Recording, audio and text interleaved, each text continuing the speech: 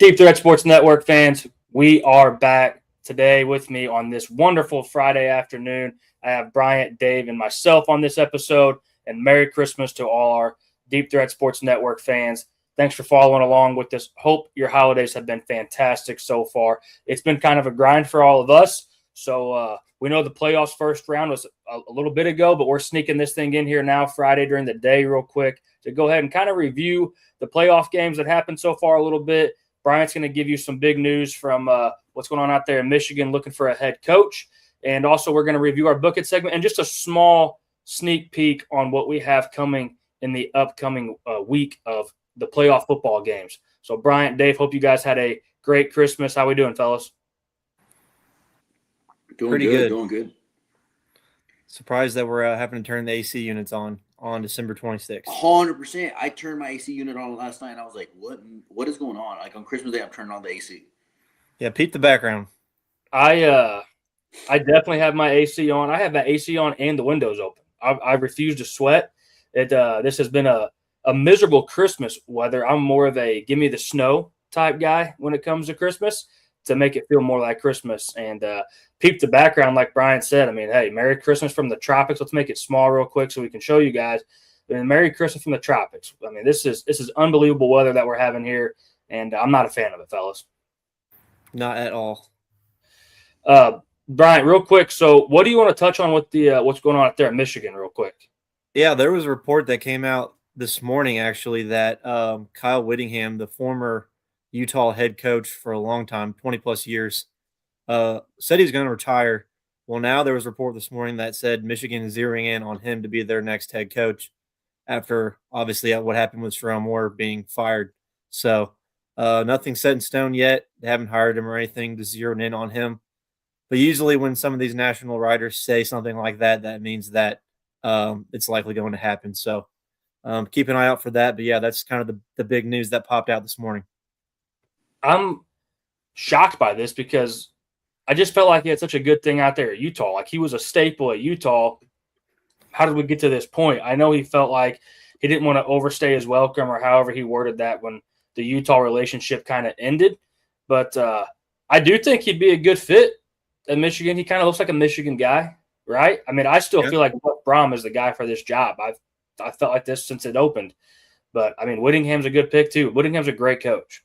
Mm-hmm. I mean, he was at Utah for 20 years. He's getting up there in age. He's 66, so this might be a little bit of a stepping stone, but a good one nonetheless, I'd say. So I thought he was just going to retire and, be done with coaching, but apparently he has a little bit of fire underneath him still and wanted to try something different out. Hey. So this obviously was not coming at all because he told Utah he was going to retire before the whole Michigan thing even happened. So this kind of came out after the fact. It is a good job. Go ahead, Dave. Sorry. No, I was going to say, do you think if it wasn't Michigan, he would have considered it? No. Like, if any other team came calling other than Michigan. And do you think Michigan knew that? Like they were like, hey, he's not going to say no to this. I mean, there was a select few, I'd say probably. Like, obviously, if like Oregon called or USC or somebody like that, maybe, yes. But what's available still now, definitely not. No, I feel like Michigan didn't know that he was available, but Michigan probably picked up the phone and they told themselves that since we're Michigan, we can call anybody and talk anybody into this thing. Hey, thanks, Mike. Merry Christmas to you too, brother. Glad you follow along with us all the time. It's been a pleasure rocking with you, Mike, this whole time. It's been awesome, man. But, yeah, I hope you had a great Christmas. But, yeah, I mean, the Whittingham thing, Michigan can call anybody, and anybody is at least going to entertain it for a minute. Yeah. I don't think this was their plan A or B or C. It just happens to be where it might actually work out for them to pick up a great coach like him. We will spend some more time down the road on transfer portal stuff as well. So we're not going to really get into any of that right now. There's been a lot of guys that have hopped in the portal since our last portal episode, but we kind of want to focus in, since it has been a minute, on the review of the first round of the playoffs, talk a little bit about those games, like I said a second ago, get that sneak preview, and we're going to do an episode. I think we're shooting for Monday, maybe Sunday night. We're going to get together and kind of talk. We all obviously are still busy with Christmas stuff going on. We're all over the country, it feels like right now, in my family, bouncing back and forth with the kids. So we're going to try to get in here Sunday, Monday, one of those two, and completely dissect those games that are coming up on New Year's Eve and New Year's Day. So the first game we want to talk about here a little bit is Alabama, Oklahoma. And this was, some people said, a boring game, but I thought it was a pretty fun game to sit there and watch. This was Alabama 34, Oklahoma 24. And this was an awesome game, I thought. Dave, what did you see in this football game? Honestly, that was probably that might have been the best game that I thought happened across the weekend. Like I texted you that day, and I was like, dude, this has been boring. Like, but I think it's because this year has been a phenomenal college football season, just with how people went unranked, got ranked, and then kind of fell in and out. So at any given moment, it felt like you were watching a couple top 25 matchups every single week, which I feel like in the past hasn't been that way. But yeah, I mean, I thought this game was pretty good. I mean, I was bummed because I bet completely opposite of everything that happened, as I think most people did. So, once they get that early lead, I was like, man, like this may be over. Like I was, we were all texting our group text about how this was going down. But man, I think when you look at Alabama Oklahoma game, the thing that stood out to me was just like missing open tackles. Like, horrible.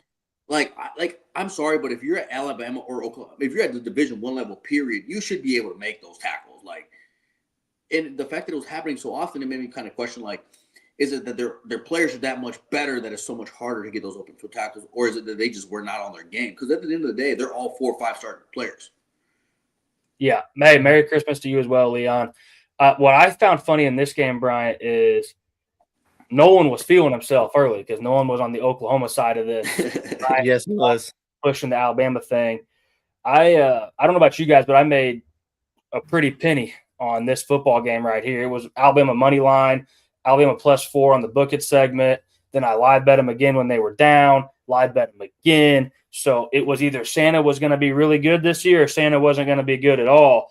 And they got down 17-0, and man, it took everything they had, but they finally got up off the mat and made this a football game, right? absolutely. And I think the turning point of the game obviously was that pick six there in the second quarter that immediately tied the game with the defensive score by Alabama. So that was the definite turning point. And, Alabama didn't really look back after that. I thought this was going to be more of a defensive game, and it kind of was from Oklahoma at first. But then the floodgates open. I mean, Alabama almost covered the total of the game just themselves. Yep. So it was a rather ugly game, like you guys mentioned. I thought Simpson looked, flustered and nervous to start the game, which was kind of weird to me. I thought he was going to be ready to go. He's played in some big games, especially this season. But once he finally settled down, they were scoring points. Still not being able to run the ball whatsoever, but he finally started throwing those one-on-one passes, those, the ones that we're seeing in October and September where it's like, dang, Ty Simpson might be the Heisman quarterback with some of these throws. On the Oklahoma side, they started off fast, but then John Mateer reared his ugly head from about the midway in the second quarter on. Granted, it wasn't all on him. They had some horrible drops. That one over the middle, that guy might likely could have scored. He's still running. Yeah, he's still running. So, I think Oklahoma kind of shot themselves in the foot in this game a little bit, but Alabama played a part in that as well. But an up and down ugly game, but also entertaining at the same time. Everything changed when that drop happened. And up to that point, I felt like Ben Arbuckle called a fantastic football game. The offensive coordinator for Oklahoma. There were 16 rushes, 16 passes, 32 plays, and they were up 17-0. Like, they could not have asked for a better start. I was like, holy shit, maybe Bama was awful. All the social media tweets talking about how Notre Dame was left out for this. And, dude, everything just backfired. The Oklahoma fans were no longer pumped. Like, I thought this was incredible. I'm not an Oklahoma fan. I'm an Oklahoma hater. So I thought this was the coolest thing that could have ever happened. I loved every second of this. And we've said it since mid-September. I feel like we were the first ones on this. We might have even said it before the season started. John Mateer is just not good. Like, I don't really know what else to say. Like, he's got some talent, but the guy is just not that good. Like, he's the Dollar General version of Diego Pavia right now. That's the way I feel about it. And we all know I'm not a Pavia guy. But, like, this is just the truth. He's only okay when the play breaks down. And he just, I don't know, doesn't look that great. Like you said, there was a ton of drops in this game, so it wasn't all on him. Ton of drops from Alabama's team as well. Just a really ugly but entertaining football game. I saw your note here. Colin and I wanted to talk about it. What is Ryan Williams like? This is What one of the bigger stories of the happened season. with Like, that? man, he's We have not to good. we have to study the fall off of Ryan Williams. Like, did he think he was the shit or something? And then now all of Yeah. a sudden he's not the shit anymore, and he's getting double Yeah. covered, and he's like, I don't know what to do. Like, it Dude, almost seems like he's lost. And let me ask you guys, like, because I'm really not sure. Like, was he a very one-dimensional player, and teams have now figured out how to cover him? Is he just bad? Like, because I mean, last year, towards the playoffs, I feel like the hype kind of died off a little bit. But early in the year, people were talking. There was all these storylines you were hearing. Everybody was talking about this 17-year-old kid. Whatever.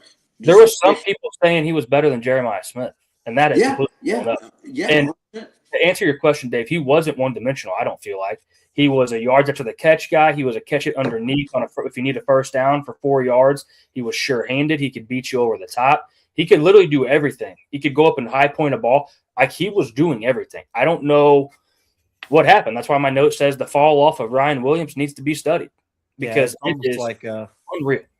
I don't know if it's a lost confidence thing or the effort's not quite there. Or I'm not sure. It's definitely intriguing. He's the fourth option on Alabama's offense when it comes to passing the football, in my opinion. Oh, yeah, I would much rather throw it to Horton or Bernard. Or Brooks, that freshman. Yes. I mean, he's the fourth option on the team. I mean, if he didn't have that history that he had last year, early in the year, I don't think he'd be getting reps currently. Like, if he was just an average guy having these performances, he would not even be playing. They're only playing him for the hope of maybe he'll come back. I don't think they even hope he comes back no more. I mean, I'm not saying they want him to transfer, but I think he does transfer. Like, I feel like there's a soured relationship there a little bit. But back on the game a little bit here, Oklahoma, let's not get it twisted. Oklahoma was also up 17-0 because the field position game was working out very, very well in the first quarter for them. Bama was pinned deep every time. Oklahoma was getting the ball damn near on the plus side of the field every time. And then next thing you know, Oklahoma's special teams were absolutely horrendous, and they completely melted the dropped punt. Mm-hmm. Some people are saying this game's rigged because of that. I don't know how that happens, how you drop that as well, but it worked out for me, so I don't think it's rigged at all. Hell of a great bet by us, Brian. Bama still has no run game. Let's not forget that either. Still has zero run game. This is a crazy stat. They had a 30-yard rush in this game, and it was only the second time this season they had a rush of 30 yards or longer. Only the second time this season. Bama used to build their team on defense and running the football. Crazy stat right there. Bama had zero pass rush in the first half of this football game. Second half, they land 5 sacks. Like, this game was a roller coaster. Oklahoma does get back, tie the game up, and you're kind of asking yourself, okay, Bama just kind of blew their wad and it's over. Bama gets back up off the mat yet again, goes down the field, and scores. This was a crazy, crazy football game. I loved it. Thought it was awesome. Some people hated it. But all the people that were tweeting about how Notre Dame should have been over Bama, this blew up in your face. You were tweeting about the wrong team the whole time. We sat here and talked forever how Oklahoma was going to be one of the worst teams to watch in the playoffs because they have absolutely zero offense. And that showed. Anything else on this football game, gentlemen? No, I'm good. Dave, good? Yeah, I'm good. Yeah, 100%. All right, let's talk. We probably did this backwards because the last 2 games are just horrendous to talk about. But we'll talk about Miami, Texas A&M here. And the first note that I have down, because this was a 10-3 football game with Miami coming out with the win, is good God Almighty, they should have had Dave out there kicking for Miami. Hey, I would have drilled him. This game doesn't feel 10-3. Wynn played a massive part in that. It did. But like that Miami guy had 2 go wide right, and then he's like, all right, I'm going to aim way left. And he aimed way left and went straight. Still, you got to adjust and try to – you're in the college football Division I playoffs you got to be able to make some kicks. I mean, Miami should have won this game by 20.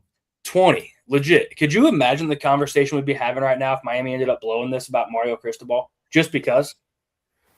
Because they should have been awesome. Dude, they were kicking from the 2-yard line. Yeah. Just go for it, dude. This is horrible. Dave, what do you got here? Oh, yeah, man. I mean, Miami's defense, like, I was like, okay. Like I thought they were good, but not like I think this game really like showed. I mean, they were CJ Carr had no time to do anything. Like it was like CJ Carr. Don't be talking about Notre Dame today, Dave. Marcel Reed, you mean? Marcel Reed. Yeah, like I mean, they and then their offensive line for Notre Dame also I thought was pretty. Why you keep talking about Notre Dame? Huh? We're talking about Miami A&M. Don't talk about Notre Dame. Oh, my bad. I pulled up a wrong note. That's what happened. On our wrong note. Brian, go ahead. My goodness. Oh my goodness. Oh my goodness. Dave's in preseason form. I'm flustered. No kidding. I was flustered. Like, why am I reading this? Miami and Texas A&M. Yeah, I thought this game was back and forth. It was defensive battle. Miami's defense showed out. Ruben Bain is an animal. I do not know what happened to Texas A&M's offensive line. Like these guys were touted to be, possible Joe Moore Award finalists at the beginning of the season, and Marcel Reed had no time. They could not run the ball. Granted, both A&M's running backs got hurt in this game, but still, Marcel Reed had to do absolutely everything. He did not really have any time to read a defense and try to make plays. It was either first read, if it's not there, I'm running. Their best drive was the last one of the game to try to tie it, and he threw that pick there with seconds to go to seal the deal. So credit to Miami's defense. Definitely won in this game. On offense, they just couldn't finish, like we talked about with the field goals. And you got to try to get the ball in the end zone when there's a wind like that and your kicker's struggling. And they just kept getting stalled just outside of the red zone. So credit to Miami's defense. Definitely won in this game. Big game, big win for them, especially in College Station. That's a tough place to play. Probably the hardest of these 4 games. Dude, a lot of people were counting Miami out of this game before it started. We were not one of them. I had a lot of faith in Miami in this football game. Marcel Reed being sacked 7 times was not on my bingo card, though. That is absolutely crazy to me. No. They got home on him 7 times. Like this defense, you guys have both already talked about it, even though Dave was at the wrong stat line. This Miami defense was still better than advertised. Like it was vastly underrated. What people also glance over when they look at this football game, and if they didn't really pay attention, is Mark Fletcher won this game for Miami. Mm-hmm. Their running game from Mark Fletcher was unworldly, something that we haven't seen from Miami and him all season long, and he literally just put the team on his back. And that's a huge relief for Carson Beck. If they can rely on that moving forward, that does make them a much better football team because you're not asking Carson Beck to do so much. And when you ask Carson Beck to do so much, that's when he starts throwing picks and they start losing football games. Because Miami was only 3 for 12 on third down in this football game. So clearly, when Mark Fletcher was getting into short yardage situations for third down, they were a better football team. This is huge for them moving forward. Now, the fact that they couldn't finish and they only scored 10 points is going to absolutely get them rocked in the next round of this playoff by Ohio State if they can't find a way to finish drives. They're going to get absolutely mopped because A&M went 8 for 18 on third down. Not that that's great, but they were converting at a higher clip on third down than what Miami was. So anxious to see how this kind of plays out with Miami moving forward. But, yes, going into College Station and getting you one is something to hang your hat on and be proud of because Mario Cristobal is not known for moments like this. Dave, what do you got on this Miami A&M? Yeah, so, man, I thought this game was like, again, kind of, and I think you mentioned it earlier, one of the better ones between this one and our previous game we just covered. I thought they were the 2 better games because the rest of them was like watching paint dry. I mean, it was bad.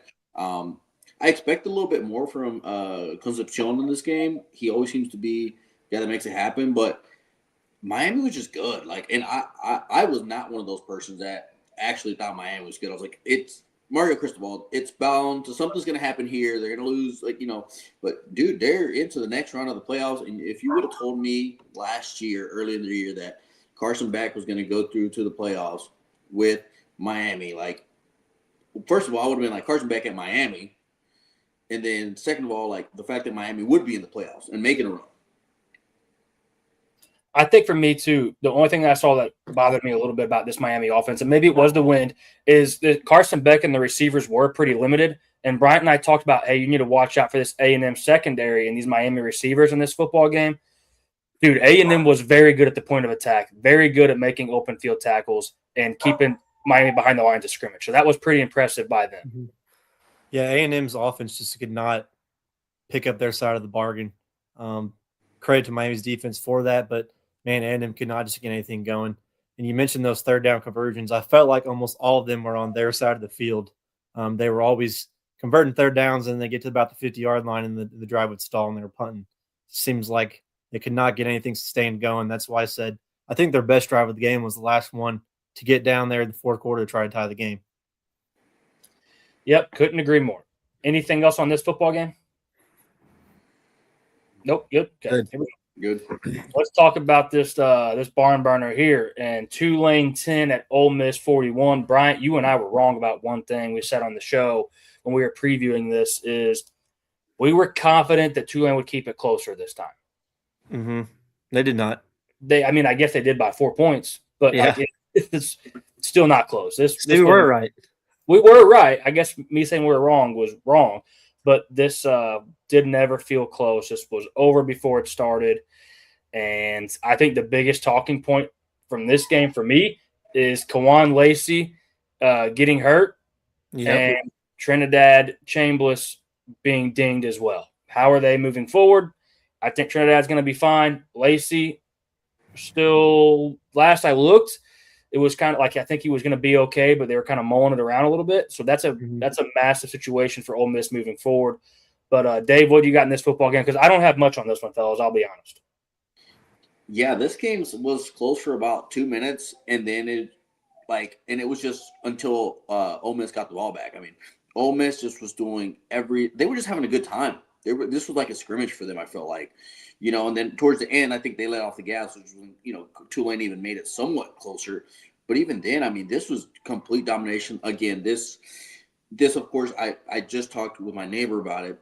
This really solidifies the fact of, like, do we let these group of 5 teams in?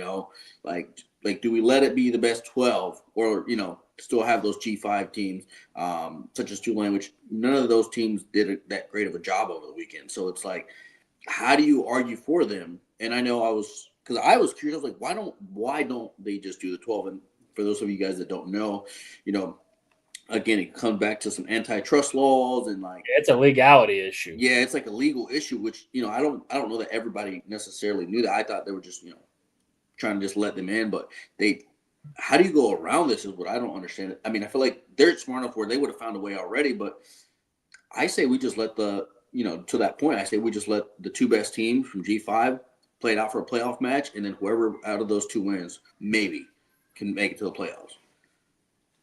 I don't think you've given them a shot. I don't hate that. I've never heard that approach. Like just the 2 best have a play-in game. I don't hate that. I just don't think that there's a spot for Tulane or JMU in this playoff, and I think we noticed that. Like Tulane truly just did not have the athletes, and I'll be honest, I didn't even think Ole Miss played A-level football. I thought they played I don't know, I would say B- C+ football game for Ole Miss. Personally, I hate to sound so negative, but I'm being honest. Like they didn't even play their best game, and they still mopped the floor with them. Yeah, it almost seems like they were in cruise control, running below the speed limit in this game. Personally, for Ole Miss, I mean, like they didn't have to do much to have success and move the sticks and score with ease. Some of their best players, honestly, obviously, Kawan Lacey got hurt, but like Caden Lee didn't really do that good. A few other guys were just kind of going through the motions, it seemed like, and that's proving the point even more that these G5 teams, we got to figure a way around this or a better alternative to what's going on or what was shown out this past weekend. But yeah, it's kind of a tune-up game for Ole Miss. They got a lot tougher game coming up here next week. I think the one player that was really impressive, I mean, obviously Trinidad Chambliss, 23 for 29, I think almost 300 passing yards, 3 touchdowns. I mean, if you're Pete Golding, like how great is it to have a quarterback that's going to go out and perform like that for you? Like Pete Golding may not have done anything, he may have just been like, all right, have fun, But to your point though, first start as the head coach of Ole Miss for Pete Golding, and he just comes out here and, for lack of better terms, kind of lets his nuts hang. Like he never let the talking point of Lane Kiffin be a thing. He was just like, we don't need him. Like we're just fine without that guy. Don't even know who that guy is. So to your point, Dave, I'm glad you brought that up. That's great way to look at this. One thing that Bryant and I did talk about a little bit too on that preview show is that Retzlaff was probably going to use his legs more, and he tried. He made the Definitely attempt. tried. I mean, but He kept this, getting tackled like 1 yard, 2 yard gains. I mean, this was expected. Wasn't fun to watch. I mean, look, I love football and I'll watch it any chance I get, but this was not what I look for in the playoffs. Hopefully much longer, but they'll have to figure something out. That's a different talking point for a different day. While we're on the top talking point of kind of subpar playoff football games, JMU 34, Oregon 51. This game was a little bit closer, but this game was not close. The scoreboard makes it appear like it was closer, but Oregon – or listen, some people are going to push back and say Oregon kept their starters in, and they did. But there was no more urgency defensively or offensively from Oregon in this football game the later it got. I do have down in my notes that the defense needs a little bit of work because I feel like Oregon's defense on their worst day should have been able to stop JMU's offense on their best day due to athletes. Also, JMU's offense was not the staple of their football team. It was their defense. And Oregon's offense absolutely splattered them early. Mm-hmm. They took off. They were able to run the ball. We talked about that.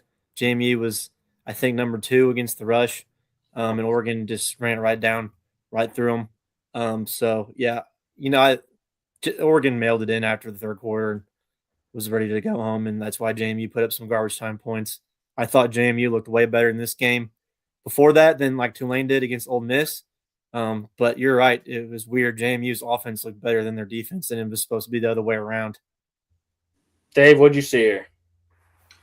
Yeah, I mean, I thought their offense was impressive. But I think Dante Moore, again, going back to the quarterback, I think he's the kind of quarterback that Oregon needs if they want to get a national title. I think this is the year that they may do it.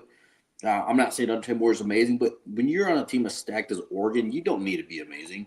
You don't need to throw the team on your back. And I think he will do just enough to win, and will be pretty good about not losing it for you. I have a question for you guys.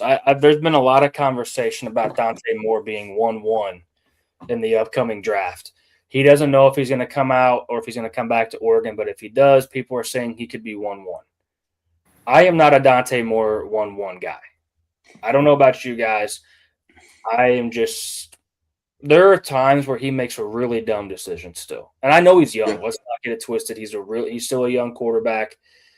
But like the red zone interception, there's just some things he does that I'm just like, what are you – that is not a 1-1 guy for me. Yeah, but who is the 1-1 right now? That's fair. Quarterback position. I mean, Mendoza maybe, but that would bother Not a me. Mendoza guy And either. This is coming from a different avenue because my team's probably going to have the 1-1 pick in the NFL draft. So I don't want either one. Granted, I want the things that my team needs, which is quarterback, but damn near the whole entire team besides tight end. So I would go a different avenue, but you're going to be splitting hairs with who's going to be the best quarterback in this draft. I think there's going to be a lot of red flags with all of them. I wouldn't be shocked to see Dante Moore actually legitimately just choose to come back to Oregon. Yeah, I can see that. I think it would help him, barring injury, to get more film out there, work on some of the things he needs to work on, and then perform and go in 27. I agree. You just gave me a really good idea for us throughout this offseason. We're 100% going to do a dynasty fantasy football episode for like drafts for college guys. We're going to do that for sure. That just gave me a hell of an idea. So we're going to run with like that. A NFL dynasty league. Like who would you take from college? Is that what you're saying? Yeah. I like that. We'll do that at some point. Once kind like of a mock. Yeah, like once the season dies down, we'll definitely roll with that. One guy that I was impressed with JMU, though, was Wayne Knight. We talked about him the last episode. He got his. He was the best part of that offense. And I was impressed that JMU just kept choosing to run the ball. Like they were like, this is what we do. We're not going to get away from what we know. We're going to feed our guy, and they let him. And he went and got his in the fourth quarter of that football game. Yeah, he has one more year of eligibility, as far as I can tell. I think he's a true junior. So Wouldn't Wayne be Knight. surprised. Yes. Yeah. Would not be surprised to see him enter the portal and get some looks from Power 4 teams. Anything else in this football game? It was good to see DeCorian Moore back fairly healthy. Kenyon Sadiq back fairly healthy. Like they're slowly getting healthy at the right time. The offensive line still needs to get a little bit healthier for Oregon, but they're starting to get right at the right time. I think they run into a buzzsaw. I'm the only one that thinks that on this network, but I think they run into a buzzsaw in this next game with Texas Tech. But they're getting healthy at the right time. Dave, you got any last thoughts on JMU Oregon? No, yeah. The only other note I had was just touching on their receivers. They're finally leading into the playoffs. You want everybody to be coming back. So I think that was a big thing to touch on, is because I don't think they haven't been. I feel like they've been very limited on receivers with any throughout the season. So like the fact that they got to this point and they're just now getting back to 100%, that'll be huge for Oregon. But hey, shout out Jeremiah McClellan from CBC, baby. Still putting up some numbers for Oregon. CBC. Real quick, too. Kind of hurts a little bit. Yeah, no doubt. So what we're going to do to wrap this episode up is we're going to review our Book It segment, because next week we're turning the page and we're on to the next round of the playoffs. We're also going to review our picks up to this point on the brackets that we've created. We're still, Dave, I don't think you didn't get your picks to me, so I don't have your updated bracket on here. But for now, you can just kind of look at Nolan's for you. But Nolan had Oregon beating JMU. Obviously, that took place. He had Oklahoma beating Bama, loses that one. Had Ole Miss beating Tulane. Obviously, that was no problem. Had Texas A&M beating Miami. So through this first round, Nolan is 2-2 on his playoff picks. Dave, do you know hindsight's 2020? But were you on the same lines here as Nolan, or what did you have different from him in that first round? Yeah, that's what happened with me this past weekend. I couldn't decide like what way I wanted to lean on Alabama, Oklahoma, but then I was like. Then I looked at Nolan had picked the Alabama plus 2. I was like, that sounds pretty good. So I got too confident with that. But yeah, my bets were literally, I would probably say right on par, except for the under. I did bet the over on JMU Oregon. But other than that, everything else was pretty spot on for me. What about your picks in the games, Dave? You said what? What about your picks in the bracket? Like, who'd you have winning? Well, I think he said he had Oklahoma and A&M. Okay, so you had the same picks as Nolan besides Miami. Yeah, except for Miami. Yeah.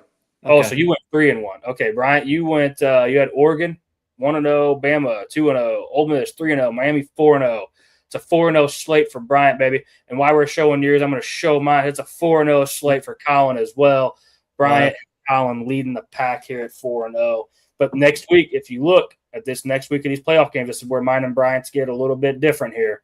Bryant has Oregon beating Texas Tech. Colin has Texas Tech beating Oregon.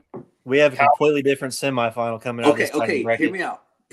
Argue your point on why you think Texas Tech will win versus vice versa. Like I want to hear what you got. Why you guys are passionate about it one way or another. All right, Brian. Tell me why. I can go first. Tell me why Oregon, or I'll tell you why Texas Tech. You go. I think that Oregon's offensive line not being 100% healthy and where it needs to be right now, Texas Tech's defensive line is very, very good. I think they're a damn good team all the way around. I think Texas Tech matches up with Oregon player for player across the board. I don't think Texas Tech – I can't say it has a problem, because there is that chance that they lose this football game, but I think Texas Tech is not scared of Oregon. The only concern that I have right now for Texas Tech is the quarterback position. Been talking for weeks about how that's the weakest point for this Texas Tech football team. How does he look in that game? Do they get that run game going a little bit? Do they generate that early? Because, like I said, Oregon took their foot off the gas and just coasted, but JMU was able to move the ball up and down the field on that Oregon defense a little bit. So it tells me I think Texas Tech can as well, and that Texas Tech defense is really, really, really, really good. One of the best in the business. So I'm still 100% in on the Texas Tech thing. Yeah, I think it comes down to, can Oregon score the football? And I think they're a much better offense than Texas Tech. I think, like you mentioned, they're getting healthy at the right time. So if Sadiq's healthy, if DeCorian Moore is healthy, Dante Moore limits mistakes, I think they're going to be able to score on Texas Tech. This is the best offense that Texas Tech has seen this season, in my opinion. So can they stop it? I can see a world where Texas Tech wins for sure, but I think Oregon's going to Oregon's going to sneak out a close one. It's going to be a high-scoring game. The quarterback position and the not playing football for so long are the two things that scared me for Texas. I think Oregon's better at almost every skill position on offense. Hey, we're going to find out here in a couple of days. It's the line. That's what scares me because we got true freshmen still starting on Oregon. Texas Tech should dominate the lines of scrimmage in this football game. That's the difference.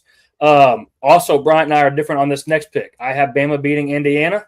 Told you guys when I said if Bama beats Oklahoma, Bama is beating Indiana. I've been pounding the pavement on that. I am not changing my ways now. Bryant has Indiana for obvious reasons.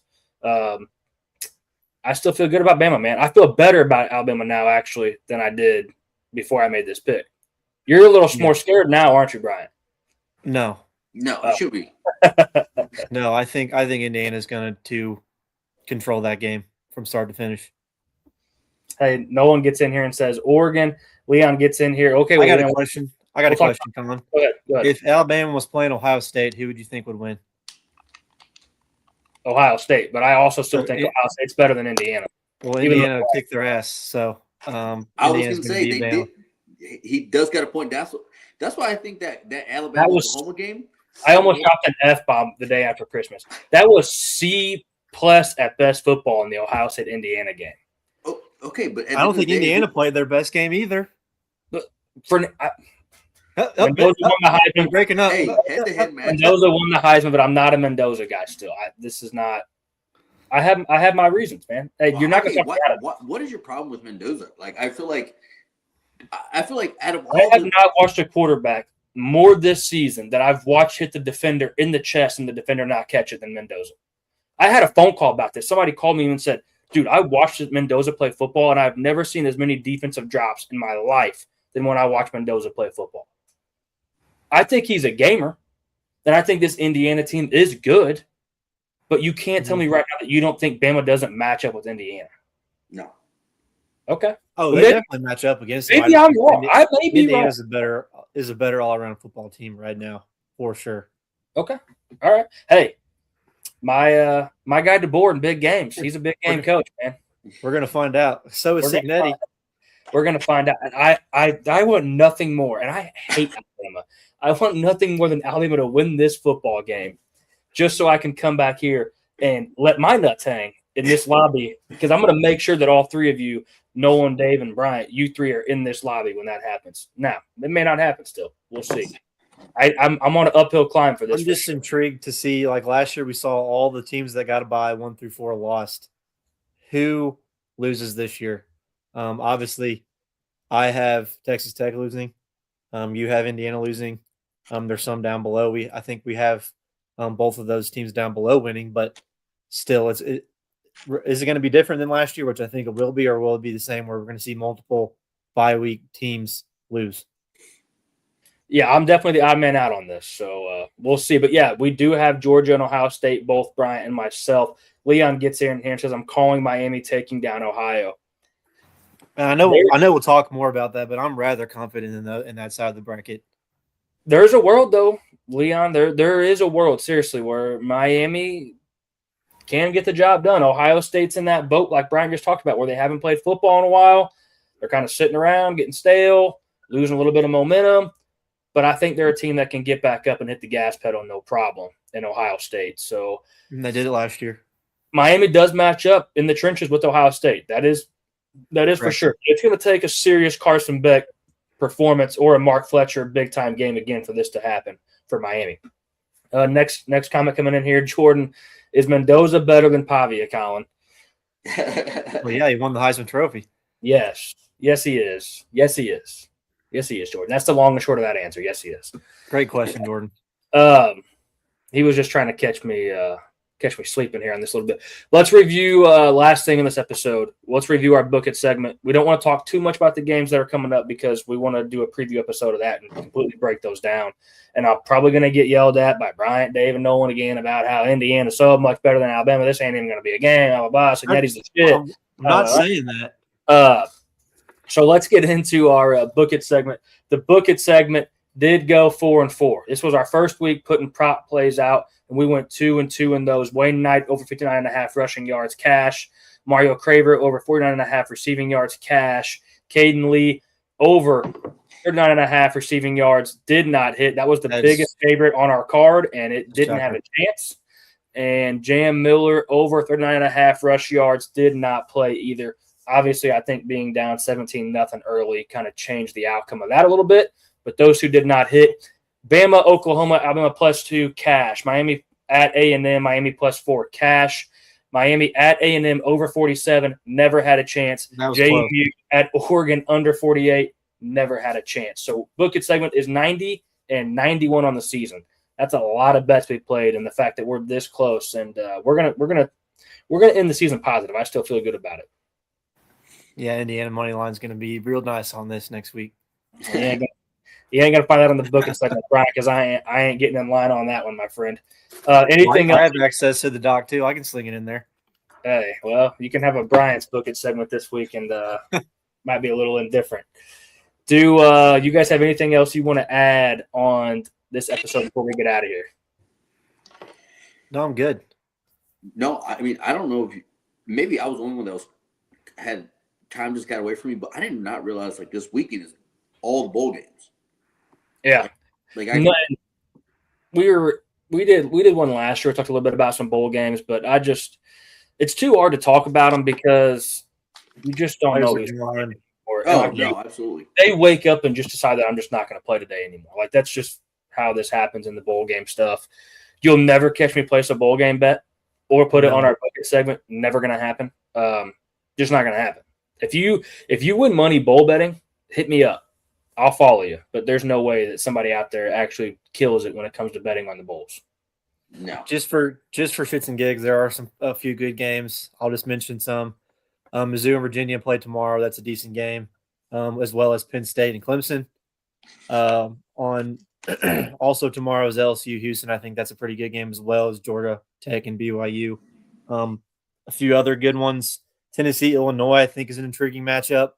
USC TCU, Iowa Vanderbilt. Talk about two opposite teams. And then I think Michigan and Texas is a very good matchup too. That'll be a fun game to watch. And then Nebraska Utah I think is the best matchup besides the rest. The rest are just kind of random teams. So just want to throw out a pretty good some of the games I think are decent to watch. Yep, love that, Bryant. All right, fellas, let's get us out of here. Well, Jordan comes in here and says Minnesota money line at 3:30. All right, Jordan. All right. Jordan must be drinking already. I'm going to break your kneecaps if that don't hit because I'm going to follow you. All right, boys. Hey, Bryant, Dave, thanks for getting in here with us today. We'll be doing a preview episode coming up in the next few days here to get on that next round of the playoffs. No one will be with us on that. Hope you all had a Merry Christmas. Hope you all still have great Christmases ahead. And thanks for all the listeners getting in here today and hopping in with us and getting after it to talk a little bit of college football. Happy holidays to everyone. Merry Christmas to all. To all, a good night. That's Bryant, Dave, myself. You can follow us on X at DT_sports_, Facebook, Deep Threat Sports Network, YouTube, Spotify, Apple at Deep Threat Sports. Until next time, gentlemen, peace.